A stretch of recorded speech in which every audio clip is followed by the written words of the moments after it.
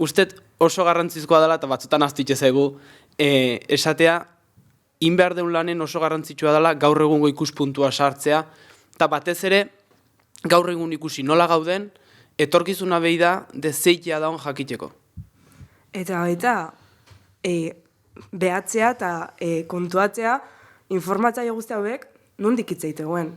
Oso desberdina izan galako, akaitzen lizartzako monak esateguna, ze posiziotik aizegugun hitz egiten, eta nola kontsumitu izan duen, nola bizi izan duen kultura guzti hau, edo Tolosako beste amona batek nola bizi izan duen, eta nondik hitz egitegun. Eukiun harremana, fruitu edo zuaitzonekin, edo, ze posiziotik hitzeiteigu, ze nostalgia, ze ondo, edo, txikitako kontuk dira, eske oso pobre ginean, eta, hainbeste irten bide batzu daude, eta punto. Hor dago, tentsio bat, oso interesgarria hori aztertzea.